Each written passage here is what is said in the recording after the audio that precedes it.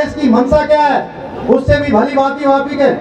आज मैं कांग्रेस के लोगों को बता देना चाहता हूं कि हमारे केदार घाटी के लोग, केदार विधानसभा के लोग वो बटेंगे नहीं बल्कि एकजुट रहेंगे भाइयों बहनों। नाम क्षेत्र के आधार पर बटेंगे, न जाति के आधार पर बटेंगे। हम सब एकजुट होकर जिन्होंने तुष्टीकरण किया है, जिन्होंने देश के अंदर 60 सालों तक शासन करने के बाद भी कभी भी अनुसूचित समाज के लिए, सर्व समाज के लिए कोई उत्थान का काम नहीं किया है, अब ऐसे कांग्रेस को जड़ से निकालने का समय आ गया भाइयों बहनों। इस केदारनाथ विधानसभा क्षेत्र से भारतीय जनता पार्टी की प्रत्याशी बहन आशा नौटियाल जी के लिए आप सबका समर्थन मांगने के लिए आप सबके बीच में आया हूँ। भाइयों बहनों, पहले की सरकारें केवल दिखाने के लिए हमारे अनुसूचित समाज की बात करती थी, शिल्पकार समाज की बात करती थी, लेकिन काम कुछ नहीं करती थी। अगर किसी ने काम किया है धरातल पर, किसी ने उनके कल्याण के लिए, उनके उत्थान के लिए, उनके विकास के लिए किसी ने काम किया है तो 2014 के बाद चाहे अनुसूचित समाज हो, चाहे अनुसूचित जनजाति समाज हो, चाहे वो हमारा शिल्पकार समाज हो, उस समाज को आगे बढ़ाने का काम किसी ने किया है तो हमारे देश के यशस्वी प्रधानमंत्री भारत माँ के लाल नरेंद्र मोदी जी ने किया है। सबके लिए एक समान कानून लागू होना चाहिए, सबके लिए यूसीसी लागू होना चाहिए भाइयों बहनों। किसी पंथ का हो, किसी समुदाय का हो, किसी धर्म का हो, सबके लिए, देश में रहने वालों के लिए एक कानून लागू होना चाहिए। और ये बाबा साहब ने इसका प्रावधान देश के संविधान में किया। हमने बाबा साहब के संविधान के प्रावधान को धरातल पर उतारते हुए सबसे पहले देश की आजादी के बाद पहला गौरव किसी को प्राप्त हुआ है बाबा साहब के सपनों को धरातल पर उतारने का, तो देवभूमि उत्तराखंड को हुआ है। हमने यूसीसी का कानून बना दिया है भाइयों बहनों। हमने इस नकल माफिया की कमर तोड़ने का काम किया है। 100 से ज्यादा नकल माफिया को और जितने भी पद उत्तराखंड के अंदर रिक्त हैं उन सभी पदों पर भर्ती की प्रक्रिया करने वाले हैं। चाहे प्रदेश के अंदर सख्त धर्मांतरण का कानून लागू करना हो, या प्रदेश के अंदर दंगा रोकने के लिए दंगा रोधी कानून बनाना, या लैंड जिहाद के खिलाफ या थूक जिहाद के खिलाफ कड़ी कार्रवाई करनी हो, हमने वो सब काम किए हैं भाइयों बहनों। हमने राज्य की सुख शांति को बनाने के लिए हर संभव प्रयास किया है और शीघ्र ही मैं आज फिर कह रहा हूं इस बाबा केदार की भूमि से कि हम शीघ्र ही निकट भविष्य में एक सख्त भू कानून भी प्रदेश के अंदर लाएंगे, जिससे प्रदेश का जो मूल स्वरूप है उसके साथ कोई खिलवाड़ न कर पाए, कोई छेड़छाड़ न कर पाए। आदरणीय मोदी जी के मार्गदर्शन में भाइयों बहनों आज हमारे प्रदेश में भी चाहे वो शिक्षा का क्षेत्र हो, स्वास्थ्य का क्षेत्र हो, कनेक्टिविटी, पेयजल, ऐसे अनेक क्षेत्रों का तेजी से विकास हो रहा है। अगर मैं केदारनाथ विधानसभा की बात करूं तो लगभग एक बहुत बड़ा, अगर कर्णधार की मैं अनुसूचित बस्ती में दुर्गा माता मंदिर का सौंदर्यीकरण की बात करूं, या शिवपुरी के भंगार तोप से अनुसूचित बस्ती तक सीसी मार्ग के निर्माण की बात करूं, ये लगभग हमारे 100 के लगभग ये काम है जो अभी ये जो चुनाव की आचार संहिता केदारनाथ उपचुनाव की जारी हुई है उससे पहले ही हमने सबको स्वीकृति प्रदान कर दी है। ऐसे अनेक काम। और आज अगर हम केदारनाथ धाम के विकास की बात करें तो हमारे प्रधानमंत्री मोदी जी के नेतृत्व में तो 2014 के बाद 2000 करोड़ रुपए से भी अधिक की धनराशि से वहाँ पुनर्निर्माण के काम चल रहे हैं। अपने शासनकाल में हमारी देवभूमि के पहाड़ों को, अवैध मजारों को हरी चादरों से ढकवाकर लैंड जिहाद को बढ़ावा देने वाले आज केदारनाथ और बद्रीधाम की बात कर रहे हैं भाइयों बहनों। बड़ा आश्चर्य होता है जब वोटों की बात आती है, इस प्रकार की अफवाहें फैलाते हैं। कांग्रेस तुष्टीकरण की राजनीति कर रही है, डेमोग्राफी में इसके कारण संकट पैदा हो गया है, लेकिन हमारी सरकार ने बड़ा धर्मांतरण रोधी कानून बना दिया है। अब लैंड जिहाद के खिलाफ हमने मुहिम चलाकर प्रदेश के अंदर 500 एकड़ से भी ज्यादा जमीन आज इस लैंड जिहाद से मुक्त करवाई है, अतिक्रमण से मुक्त करवाई है। 2013 में जब आपदा आई थी तो कांग्रेस ने उस समय क्या किया था? ये कांग्रेसी जब आपके पास आए तो आप पूछे इनसे, आपने उस समय क्या किया था? कांग्रेस के लोग यहाँ से भाग खड़े हुए थे।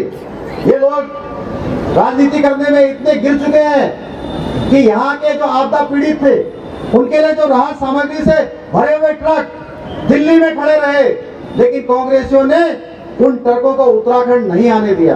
भूखे प्यासे परेशान हो रहे थे और ये अपने शहजादे का इंतजार कर रहे थे भाइयों बहनों।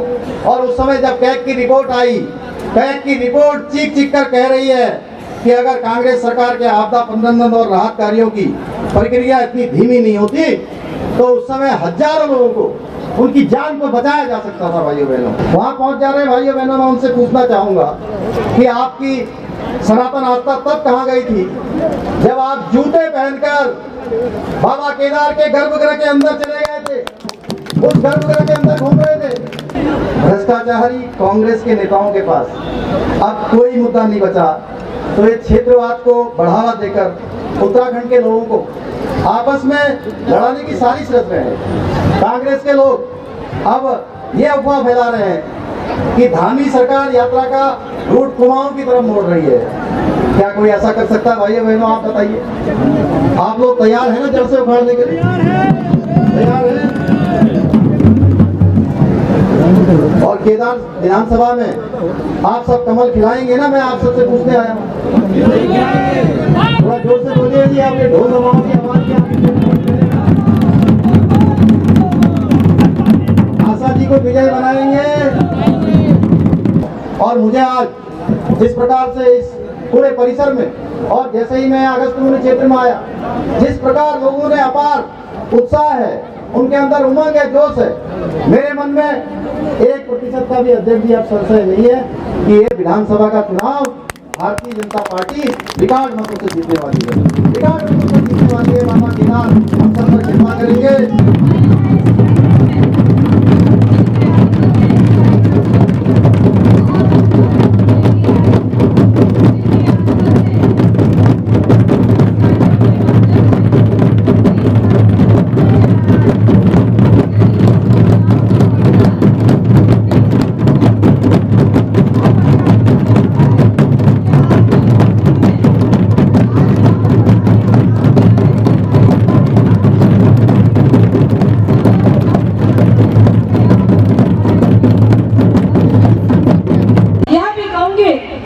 भारतीय जनता पार्टी द्वारा समर्थित सरकार माननीय मुख्यमंत्री जी हमारे बीच में आ गए हैं। मैं माननीय मुख्यमंत्री पुष्कर सिंह धामी जी का मैं चाहूंगी कि हम सब लोग जोरदार तालियों के साथ उनका अभिनंदन करें।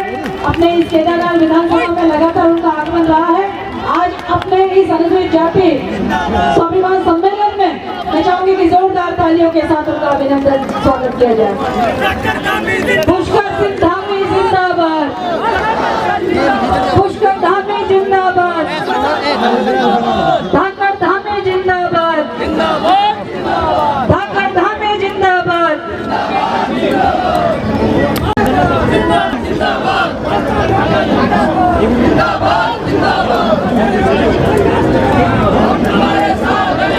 माननीय मुख्यमंत्री जी का मैं चाहूंगी कि पुनः हम सब मातृशक्ति मिलते हुए और हमारे सभी साथी मिलते हुए जोरदार तालियों के साथ फिर से अभिनंदन, फिर से स्वागत, फिर से अभिनंदन, फिर से स्वागत। धाकड़ धामी जिंदाबाद, जिंदाबाद, जिंदाबाद, पुष्कर धामी जिंदाबाद, जिंदाबाद, जिंदाबाद।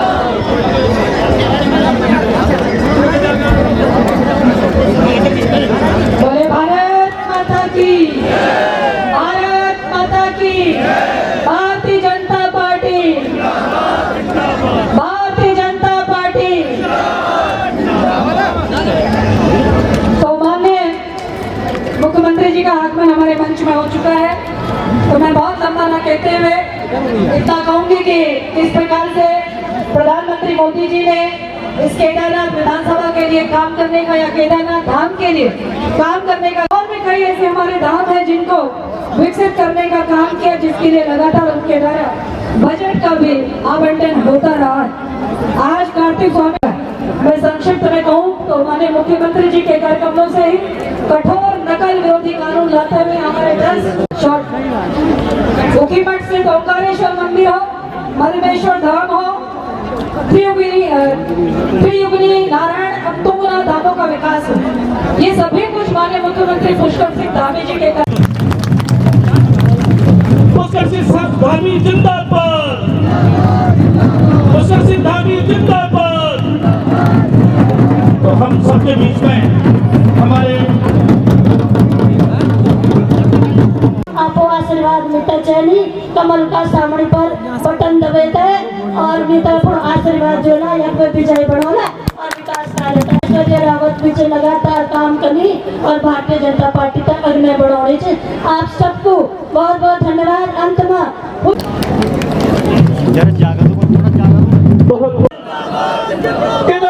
बाबा साहब अम्बेडकर अमर रहे, बाबा साहब अम्बेडकर अमर रहे।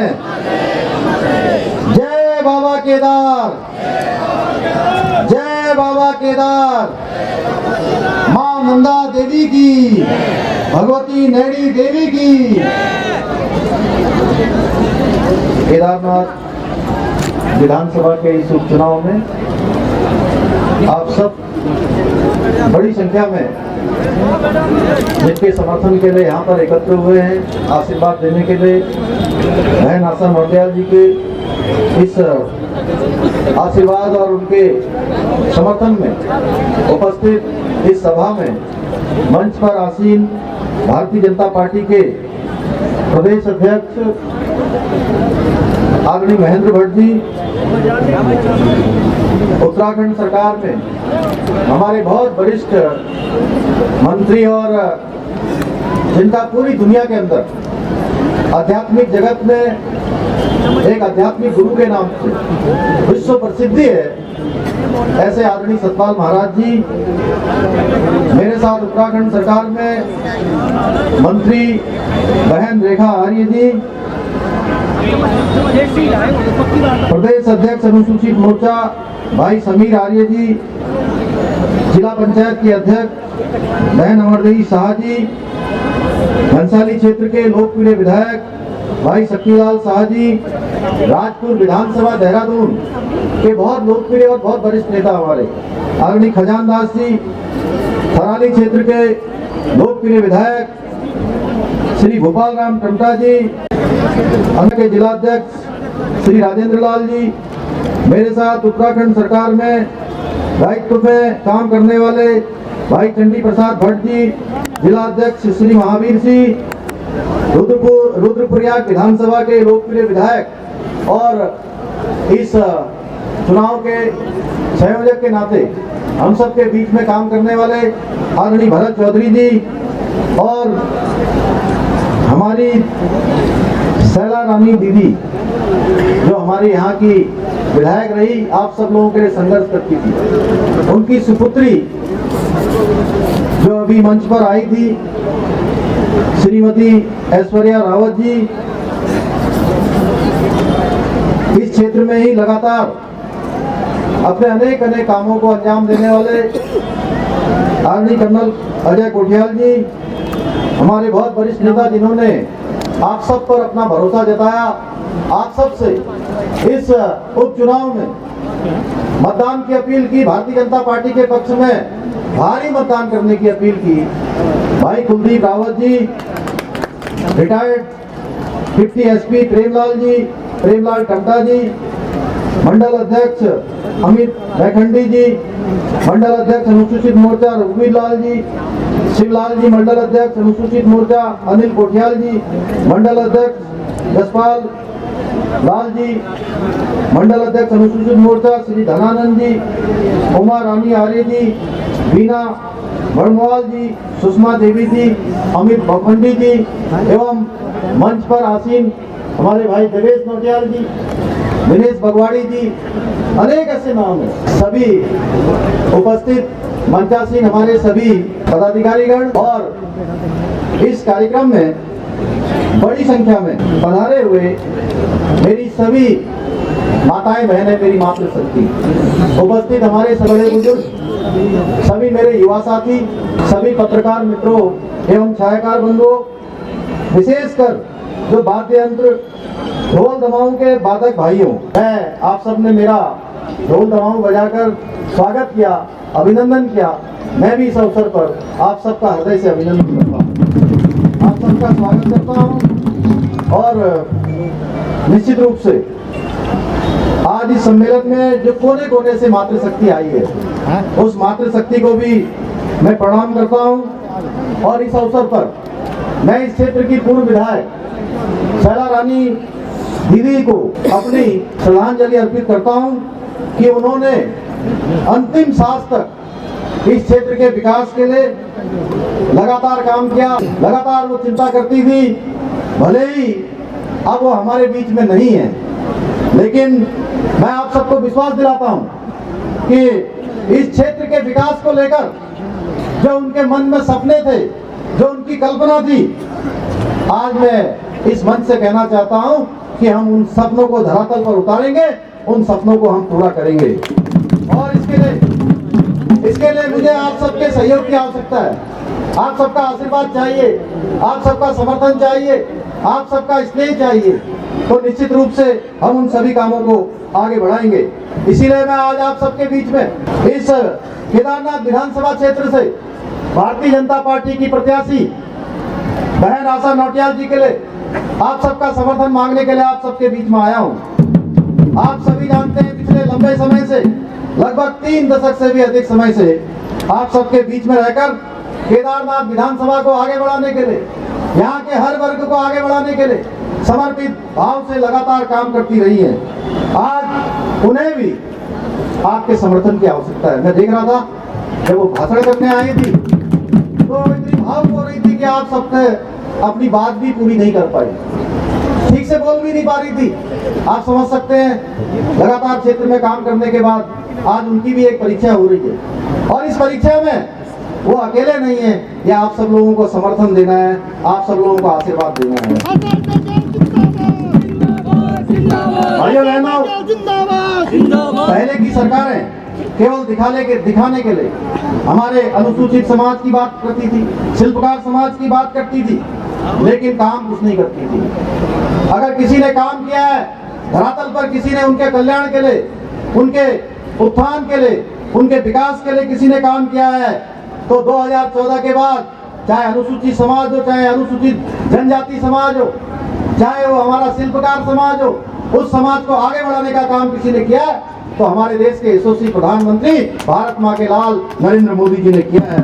भाइयों बहनों, उन्होंने समर्पित भाव से काम किया है। आज चाहे कोई क्षेत्र हो, शिक्षा का क्षेत्र हो, चिकित्सा का क्षेत्र हो, चाहे वो आज अनुसूचित वर्ग हो या जनजातीय समाज हो, उनके विशेष हितों को ध्यान में रखकर आज अनेक योजनाएं देश और प्रदेश के अंदर बनाई जा रही हैं। पहली बार 26 नवंबर 1949 को, जिस दिन बाबा साहब अम्बेडकर ने देश को संविधान सौंपा था, आदरणीय प्रधानमंत्री मोदी जी ने उस संविधान दिवस को मनाने की प्रथा को प्रारंभ किया है। संविधान को राष्ट्रीय पर्व के रूप में मनाने का निर्णय लिया है। इस दिन को बाबा साहब से जुड़े हुए अनेक स्थल, कुछ महत्वपूर्ण स्थल जिनको भव्य पंच तीर्थ का निर्माण अगर किसी ने करवाया, किसी ने देश की आजादी के बाद इस दिशा में सोचा, तो काम भी किसी ने नहीं किया, केवल हमारे प्रधानमंत्री नरेंद्र मोदी जी ने किया। चाहे ST वर्ग के उत्थान के लिए आम बजट में बढ़ोतरी करनी हो, या जो अनुसूचित वर्ग के उत्पीड़न के लिए कानून बना था उसको संशोधित करके और सख्त बनाने का काम भी नरेंद्र मोदी जी की सरकार ने किया है। आदरणीय मोदी जी ने अनेक ऐसे काम किए हैं जिससे हमारे अनुसूचित और जनजाति के समाज के लोगों के आर्थिक, शैक्षणिक और सामाजिक रूप से उनकी स्थिति हर दृष्टि से मजबूत हुई है। हर दृष्टि से उनको आगे आने का मौका मिला है। अगर मैं इसकी बात करूं, एक प्रश्न मेरे मन में आ रहा है, तो आप सबके मन में भी ये प्रश्न आ रहा होगा कि क्या देश की आजादी के बाद कभी किसी ने सोचा कि अनुसूचित वर्ग में पैदा हुए किसी व्यक्ति को देश के सर्वोच्च पद पर होना चाहिए? किसी ने नहीं सोचा भाइयों बहनों। 60 सालों तक देश के अंदर कांग्रेस पार्टी की सरकार रही है, 60 सालों में नहीं सोचा गया। अगर किसी ने पहली बार सोचा तो हमारे प्रधानमंत्री नरेंद्र मोदी जी ने सोचा कि रामनाथ कोविंद जी, जो एक सामान्य अनुसूचित वर्ग में पैदा हुए, एक परिवार में पैदा हुए व्यक्ति को देश की सर्वोच्च पद पर बैठने का अवसर प्रदान हुआ, दायित्व में आने का अवसर प्रदान। अनुसूचित जनजाति में पैदा हुई सामान्य परिवार में द्रौपदी मुर्मू जी को देश का राष्ट्रपति बनाने का काम हो। ये ऐसे अनेक काम है। संवैधानिक संस्थाओं में अनेक जगह पर लोगों के मनोनयन का मामला हो, हर दृष्टि से मोदी जी ने काम किया है। भाइयों बहनों, ये बात बाबा साहब अम्बेडकर का अनादर करने वाली और सीताराम केसरी जी को जबरन अध्यक्ष पद से हटाने वाली, ये कांग्रेस क्या जानेंगे। कांग्रेस वाले कभी इतनी गहराई में नहीं गए कि आखिर इस प्रकार के उनके कृत्यों से पूरे अनुसूचित समाज के दिल पर क्या गुजरती होगी, क्या महसूस होता होगा। आदरणीय मोदी जी के मार्गदर्शन में भाइयों बहनों आज हमारे प्रदेश में भी चाहे वो शिक्षा का क्षेत्र हो, स्वास्थ्य का क्षेत्र हो, कनेक्टिविटी, पेयजल, ऐसे अनेक क्षेत्रों का तेजी से विकास हो रहा है। अगर मैं केदारनाथ विधानसभा की बात करूं तो लगभग एक बहुत बड़ा, अगर कर्णधार की मैं अनुसूचित बस्ती में दुर्गा माता मंदिर का सौंदर्यीकरण की बात करूं या शिवपुरी के भंगार तोप से अनुसूचित बस्ती तक सीसी मार्ग के निर्माण की बात करूं, ये लगभग हमारे 100 के लगभग ये काम हैं जो अभी ये जो चुनाव की आचार संहिता केदारनाथ उपचुनाव की जारी हुई है उससे पहले ही हमने सबको स्वीकृति प्रदान कर दी है। 6 करोड़ रुपए की धनराशि और इससे कई सारे प्रस्ताव आज घोषणा के रूप में सब शासनादेश के रूप में निकल चुके हैं। ऐसे अनेक काम।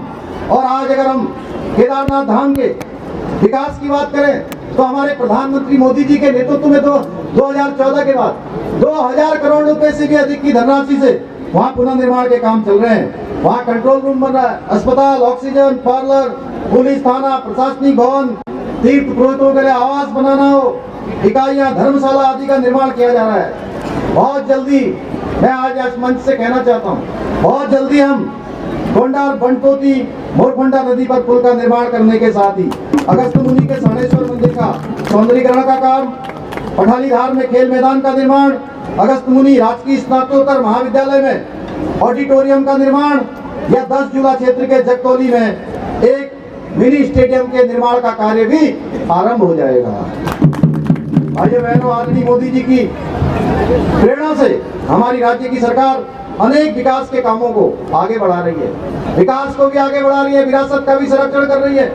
चाहे बाबा साहब भीमराव अंबेडकर जब संविधान बना रहे थे तो उस संविधान में उन्होंने एक प्रावधान किया था, अनुच्छेद 44 का प्रावधान किया था। उस 44 में है कि देश के अंदर सबके लिए एक समान कानून लागू होना चाहिए, सबके लिए यूसीसी लागू होना चाहिए। भाइयों बहनों, किसी पंथ का हो, किसी समुदाय का हो, किसी धर्म का हो, सबके लिए देश में रहने वालों के लिए एक कानून लागू होना चाहिए। और ये बाबा साहब ने इसका प्रावधान देश के संविधान में किया।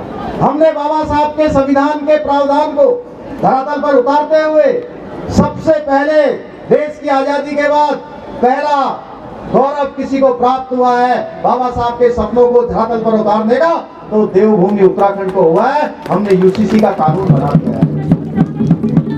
भाइयों बहनों,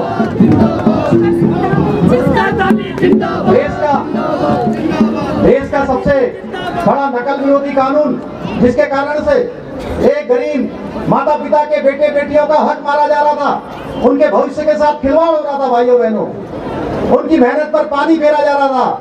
गरीब माता पिता अपने बेटे और बेटियों को पढ़ाते थे, लिखाते थे, अपना खाना न खाकर, अपने कपड़े न पहनकर, अपने सारे खर्चों में कटौती करके, लेकिन जब रिजल्ट आता था तो उनका नंबर नहीं आता था। उनके अंदर प्रतिभा भी थी, योग्यता भी थी, क्यों नहीं आता था? क्योंकि नकल माफिया उनके भविष्य के साथ खिलवाड़ करते थे। भाइयों बहनों, हमने इस नकल माफिया की कमर तोड़ने का काम किया है। 100 से ज्यादा नकल माफिया को आज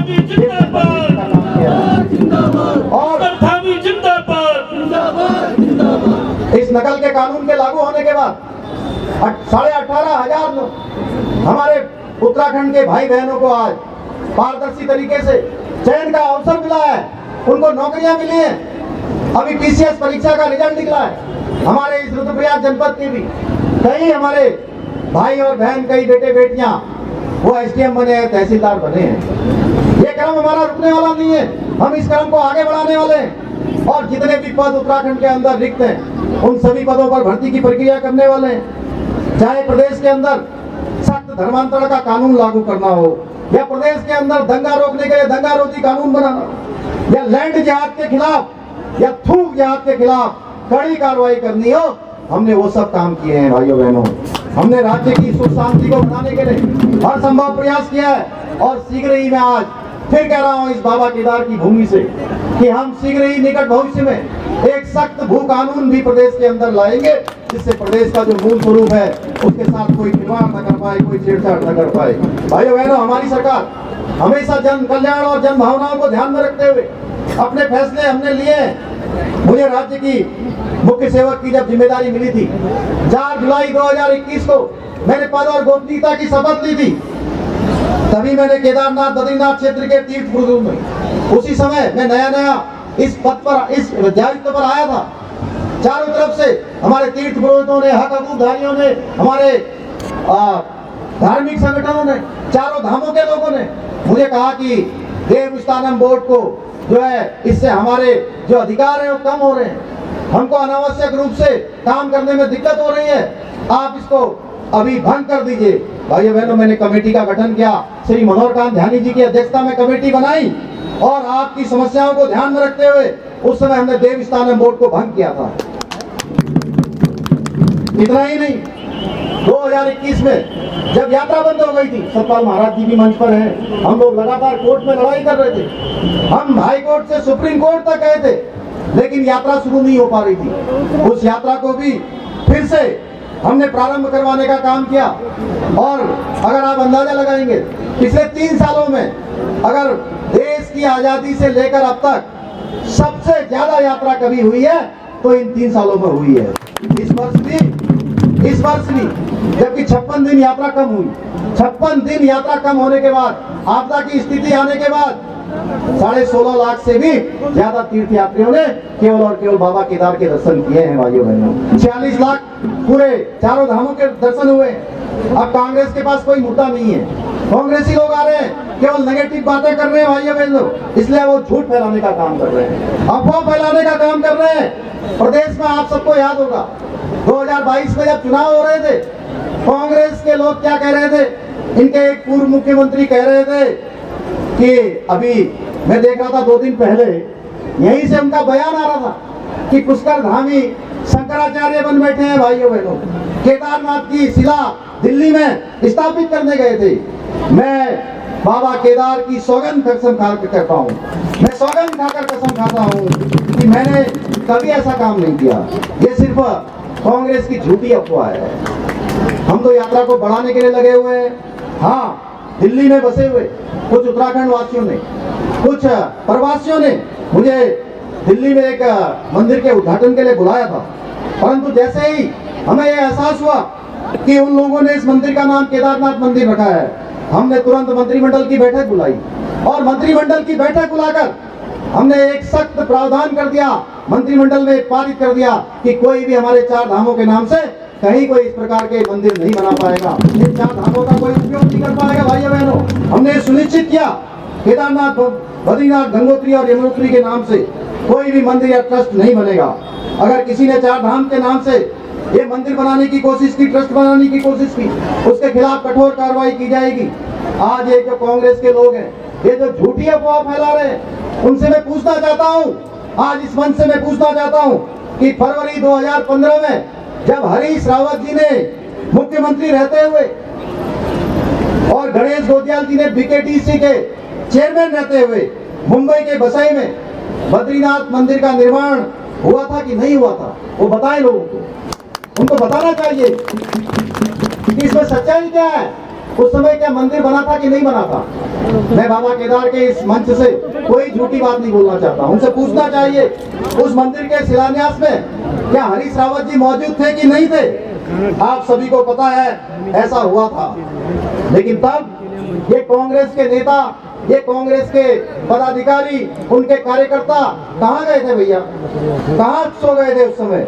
हमने तो बड़ा कानून बना दिया, ऐसे लोगों के लिए उन्होंने उस समय कोई कानून क्यों नहीं बनाया। किसी मंच पर आकर बोले कि हम उस मंदिर के शिलान्यास में नहीं गए थे।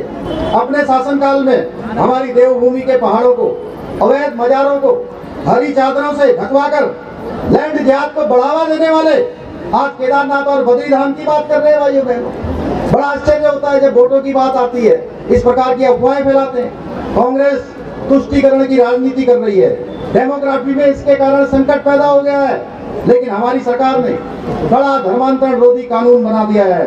अब लैंड जिहाद के खिलाफ हमने मुहिम चलाकर प्रदेश के अंदर 500 एकड़ से भी ज्यादा जमीन आज इस लैंड जिहाद से मुक्त करवाई है, अतिक्रमण से मुक्त करवाई है। भाइयों बहनों, कहीं भी राज्य के अंदर आपदा आती है, कोई संकट आता है, कोई परेशानी आती है, अधिक बर्फबारी होती है, अधिक पानी बरसता है, अधिक जल भराव हो जाता है या भूस्खलन हो जाता है, तो मैं स्वयं ग्राउंड जीरो पर आकर बचाव कार्यों का जायजा लेता हूं।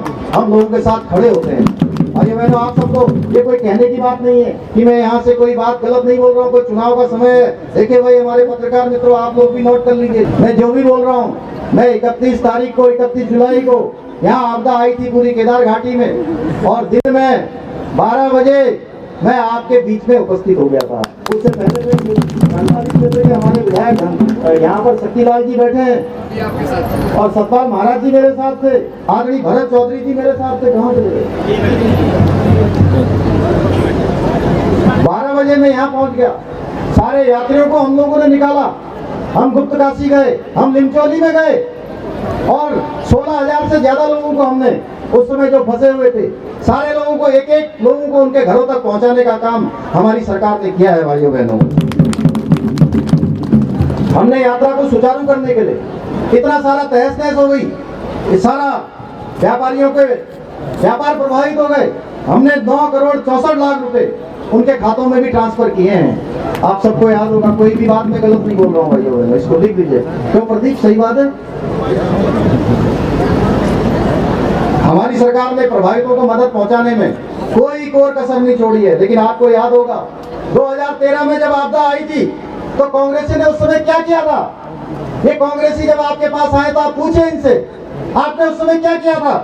कांग्रेस के लोग यहाँ से भाग खड़े हुए थे। ये लोग राजनीति करने में इतने गिर चुके हैं कि यहाँ के जो आपदा पीड़ित थे उनके लिए जो राहत सामग्री से भरे हुए ट्रक दिल्ली में खड़े रहे, लेकिन कांग्रेसियों ने उन ट्रकों को उत्तराखंड नहीं आने दिया। जानते हैं उत्तराखंड क्यों नहीं आने दिया? मैं याद दिलाने आया हूं आज आप सबको। उन्होंने उत्तराखंड क्यों नहीं आने दिया? क्योंकि वो अपने शहजादे राहुल गांधी विदेश गए हुए थे घूमने के लिए, उनका इंतजार कर रहे थे। भाइयों बहनों, यहाँ आपदा पीड़ित भूखे प्यासे परेशान हो रहे थे और ये अपने शहजादे का इंतजार कर रहे थे। भाइयों बहनों, और उस समय जब कैग की रिपोर्ट आई, कैग की रिपोर्ट चीख चीख कर कह रही है कि अगर कांग्रेस सरकार के आपदा प्रबंधन और राहत कार्यों की प्रक्रिया इतनी धीमी नहीं होती तो उस समय हजारों लोगों को उनकी जान को बचाया जा सकता था। भाइयों बहनों, इतना ही नहीं, उस समय जब उत्तराखंड के लोग संकट में थे तब भी कांग्रेस ने भ्रष्टाचार करने में भी कोई कमी नहीं छोड़ी। मैं उसमें जाऊंगा तो बहुत लंबा हो जाएगा, केवल मैं आपको स्मरण करा रहा हूँ, आपको याद दिला रहा हूँ कि इनकी कार्यशैली और हमारी कार्यशैली में कितना अंतर है। हम ग्राउंड जीरो पर आते हैं, स्वयं समीक्षा करते हैं, स्वयं लोगों के बीच में खड़े होते हैं, सुख में दुख में हर समय हम आपके साथ खड़े होते हैं। भाइयों बहनों, जिस पार्टी ने इतनी बड़ी दुर्घटना के समय भी जनता की सेवा नहीं करी, वो पार्टी आपकी कितनी सेवा कर पाएगी आप स्वयं उसका अंदाजा लगा सकते हैं। और कांग्रेस के एक नेता हैं, आजकल गांव-गांव घूम रहे हैं महाराज जी, जिन लोगों को आप ही ने वो गांव-गांव जा रहे हैं। हमारे भी मित्र हैं, हमारे भी मित्र हैं, दूसरी पार्टियों में है, लेकिन मित्रता हम लोगों की है, विचारधारा हमारी है, विचारधारा उनकी है। वो जाओ गांव जगह जगह जा रहे हैं, कहीं रामलीला में चले जा रहे हैं, कहीं किसी की बारात में चले जा रहे हैं, कहीं नामकरण में चले जा रहे हैं, क्योंकि उनको मौका वही मिल रहे हैं कि 100-200 लोग जहाँ मिल पा रहे हैं वहाँ पहुँच जा रहे हैं। भाइयों बहनों, मैं उनसे पूछना चाहूँगा कि आपकी सनातन आस्था तब कहाँ गई थी जब आप जूते पहनकर बाबा केदार के गर्भगृह के अंदर चले गए थे, उस गर्भगृह के अंदर घूम रहे थे। आज भी वो वीडियो YouTube में मौजूद है। भाइयों बहनों, आप सर्च करेंगे तो वो YouTube में आपको वो वीडियो मिल जाएगा। तो हिमांशु मिल जाएगा। चमड़े का जूता पहन के सर, चमड़े का जूता पहन के, मैं तो नहीं कह रहा हूँ, सबको याद है जब कांग्रेस के नेता आपदा के बाद मंदिर में जूते पहनकर खड़े थे, तब इनके साथ गया पत्रकार। वो भाई पत्रकार भाई जूते उतार कर अंदर गया। अगर ये कहीं गलती से चले गए थे, ये याद नहीं था, बर्फ जम गई थी, वहां पर कुछ हो गया था, मैं गलत तो नहीं कह रहा हूँ मेरे भाई, आप लोग बता दो, मैं इनसे नहीं पूछ रहा हूँ, हमारे ढोल दमाव वाले वाद्य यंत्र वाले भाइयों से भी नहीं पूछ रहा हूँ, मैं आप लोगों से पूछ रहा हूँ, जरा बताओ, मैं कोई गलत बात तो नहीं कह रहा हूँ, मैं झूठ तो नहीं कह रहा हूँ। भाइयों बहनों, इस धूल दौर भ्रष्टाचारी कांग्रेस के नेताओं के पास अब कोई मुद्दा नहीं बचा, तो ये क्षेत्रवाद को बढ़ावा देकर उत्तराखंड के लोगों को आपस में लड़ाने की साजिश रच रहे हैं। कांग्रेस के लोग अब ये अफवाह फैला रहे हैं कि धामी सरकार यात्रा का रूट कुमाऊं की तरफ मोड़ रही है। क्या कोई ऐसा कर सकता है भाइयों बहनों, आप बताइए। महाराज जी और हम एक मीटिंग में थे अभी, 4 धाम के होटल व्यवसायियों के, हमारे जितने तीर्थ पुरोहित समाज के लोग, धार्मिक संगठनों के लोग, तो सबका महाराज जी की बात मुझे याद है। आपने कहा अरे भाई, कोई घर से अपनी यात्रा के लिए आता है तो वो 1 साल 6 महीने पहले यात्रा का प्लान बना लेता है कि मुझे गंगोत्री जाना है, मुझे यमुनोत्री जाना है, मुझे केदारनाथ जी जाना है, मुझे बद्रीनाथ जी जाना है। अरे कोई ज्योतिर्लिंग के दर्शन करने आएगा तो कोई यात्रा को कहीं दूसरी तरफ चला जाएगा क्या? कहाँ उल्टा ये यात्रा, कहाँ वो उल्टी यात्रा है, जहाँ कई 100 किलोमीटर का अंतर है। आप बताइए, 300-400 किलोमीटर दूर यहाँ से कैची धाम, अगर मैं जागेश्वर धाम की बात करूं तो 500 किलोमीटर दूर है। अरे केदारनाथ जी ऋषिकेश पहुंचा हुआ आदमी वहां जाएगा क्या किसी के कहने से? या कोई ऐसा कर सकता है क्या? ऐसे धार्मिक स्थलों के साथ कोई नहीं कर सकता भाइयों बहनों। ये सिर्फ और सिर्फ कांग्रेस के बेईमान नेताओं की सोच की उपज है, जिसका वास्तविकता से कोई लेना देना नहीं है। मैं आज इस मंच से ऐसे लोगों से कहना चाहूंगा कि देवभूमि उत्तराखंड के लोग भोले भाले जरूर हैं, लेकिन वह इस तरह के जो झूठी बातें हैं, इस तरह के जो प्रोपेगेंडा है, उनको अच्छी तरह से पहचानते हैं। देवभूमि के लोग कांग्रेस की मंशा क्या है उससे भी भली भांति वाकिफ है। आज मैं कांग्रेस के लोगों को बता देना चाहता हूं कि हमारे केदार घाटी के लोग, केदार विधानसभा के लोग, वो बटेंगे नहीं बल्कि एकजुट रहेंगे भाइयों बहनों। नाम क्षेत्र के आधार पर बटेंगे, न जाति के आधार पर बटेंगे। हम सब एकजुट होकर, जिन्होंने तुष्टीकरण किया है, जिन्होंने देश के अंदर 60 सालों तक शासन करने के बाद भी कभी भी अनुसूचित समाज के लिए, सर्व समाज के लिए कोई उत्थान का काम नहीं किया है, अब ऐसे कांग्रेस को जड़ से निकालने का समय आ गया भाइयों बहनों। आप लोग तैयार हैं ना जड़ से उखाड़ने के लिए? तैयार हैं? और केदार विधानसभा में आप सब कमल खिलाएंगे ना? मैं आप सबसे पूछने आया हूँ। थोड़ा जोर से बोलिए जी, आपके ढोल नवाओं की आवाज क्या? आशा जी को विजय बनाएंगे। हमारे प्रधानमंत्री जी की जो आस्था है बाबा केदार में, उस केदार को, उस पूरी केदार घाटी को हम सब लोगों ने एक नया स्वरूप देना है। मैं देख रहा हूँ इस पूरे कार्यक्रम में बड़ी संख्या में हमारी माताएं आई हैं, बहनें आई हैं, और मैं जब आपको देखता हूँ तो सच में मुझे अपनी माँ के साथ जो मेरा बचपन ऐसे ही पहाड़ों में बीता, ऐसी कठिनाई में बीता, और मेरी माँ से मुझे अत्यधिक लगाव है। और मैं सोचता हूँ कि अब मैं अपनी माताओं के लिए, अपनी बहनों के लिए, इस पूरे क्षेत्र को आगे बढ़ाने के लिए, इसको नया स्वरूप प्रदान करने के लिए आप सबके साथ मिलकर एक हम नया केदार बनाएंगे, एक नया स्थान बनाएंगे भाइयों। इसको एक नवाचार के रूप में, एक यहाँ के स्थानीय उत्पादों के रूप में, अच्छी ब्रांडिंग के रूप में पूरे विश्व के अंदर ले जाने का काम करेंगे। अभी बहन आशा जी जब मुझे प्रसाद दे रही थी तो मुझे सच में उन बहनों की याद आ रही थी जो कम संसाधन होते हुए भी, उनके पास बहुत संसाधन नहीं होते हैं, लेकिन उनके पास कौशल की कोई कमी नहीं है, मेहनत की कोई कमी नहीं है, इच्छा शक्ति की कोई कमी नहीं है। ऐसी बहनें निश्चित रूप से आगे बढ़ेंगी।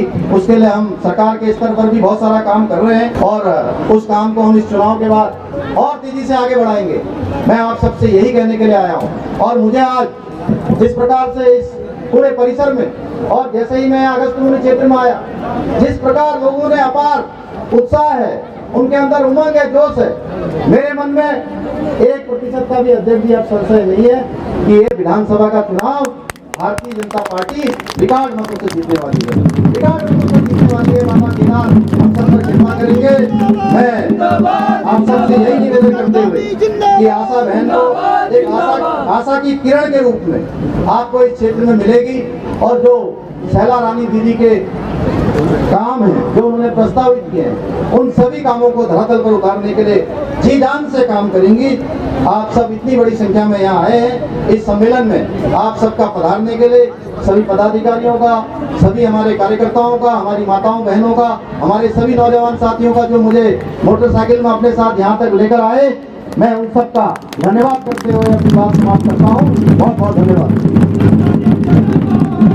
जिंदाबाद, जिंदाबाद।